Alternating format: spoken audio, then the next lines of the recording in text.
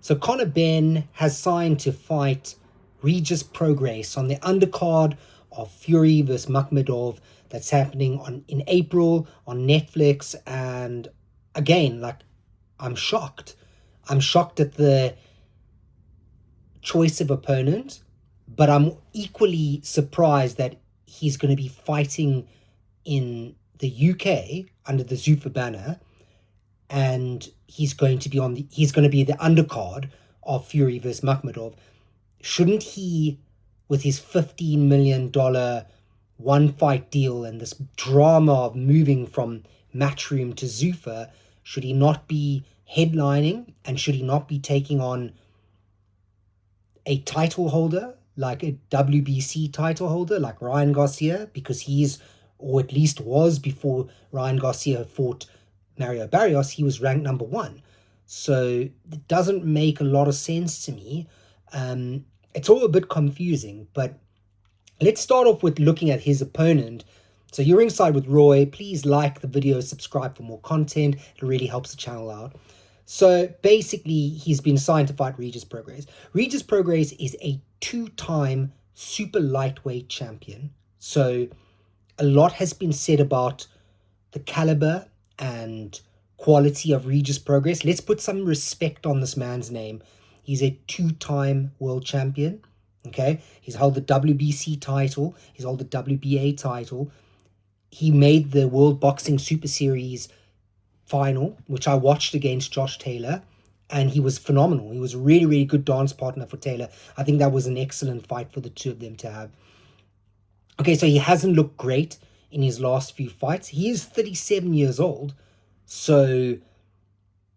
and he got soundly beaten by Devin Haney. He got beaten by Arnold Barboza Jr., and now he's stepping into the ring with Conor Benn at 147 when he's never himself actually made 147.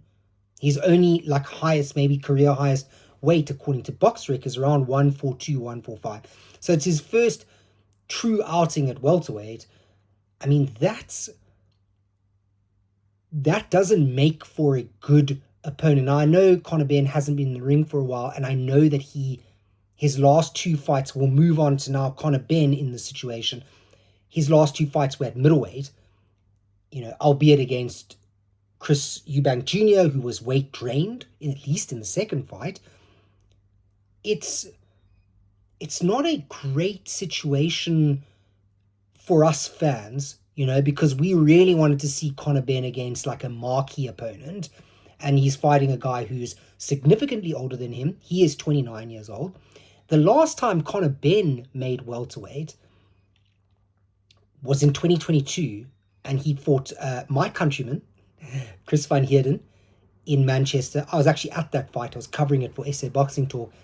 And yeah, I'm just surprised. I think it leads me to realize that, or to believe that the fight was made because he couldn't come down in weight and fight somebody who had a lot of power.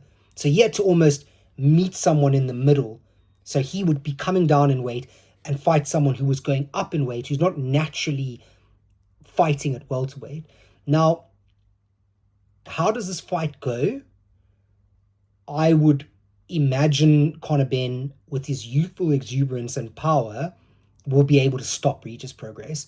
I think Regis Prograis will make it competitive, and he'll make stretch the fight. I'd hope that he sees the distance.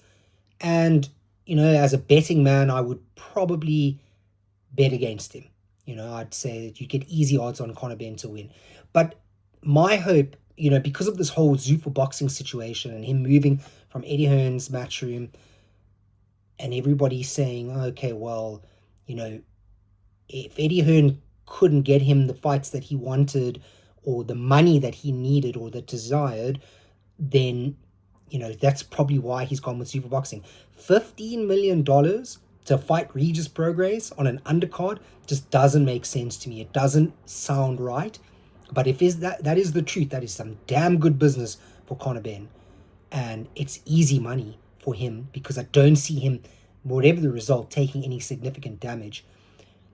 I would have thought it's £15 million to fight, or $50 million to fight Ryan Garcia or Devin Haney, Shakur Stevenson, maybe even go up in weight and fight someone like Boots Ennis, although they would never match him against Boots Ennis. I mean, and that's a $15 million fight. So one thing I did see a comment on another channel, which I thought was really, really interesting, because of the caliber of this matchup and the way that Conor Benn has been in the last few months, kind of walking around the US, calling people out. So he has had words with Shakur Stevenson. He had words with Rolly Romero. There's a long-standing history of back and forth between him and Devin Haney. And now he's fighting a guy who essentially was beaten by Devin Haney. Okay, Regis Prograis was badly beaten by Devin Haney. He was beaten by Arnold Barboza Jr., who was beaten by Teofimo Lopez Jr., who was soundly beaten a few weekends ago by Shakur Stevenson. So he is fighting a guy who is way below the character and opponent level that he has been seen to be calling out. So from a marketing perspective, he's done himself a great service in terms of getting himself into the public eye, having those spats, having those conversations. And now he's getting paid a significant sum of money to fight somebody who we all believe he can beat. So let's see how it plays out. I think the build-up probably won't be that interesting. I imagine them to be quite respectful to each other. And then the fight will probably be as it looks on paper. You know, a guy who's significantly bigger fighting a guy who's significantly smaller. And, you know, we'll see. We'll see what the outcome is. Let me know your thoughts. I know most people already think that this fight is a joke. It's trash. You know, I'm interested to see it anyway. I'm interested to see the main event as well and see who else gets stacked on the undercard.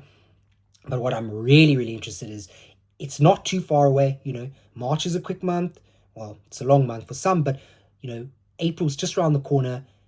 Once he wins, or if he wins, should he win, who does he get matched up with next? Because that's where we really need to see Conor Benn test his mettle.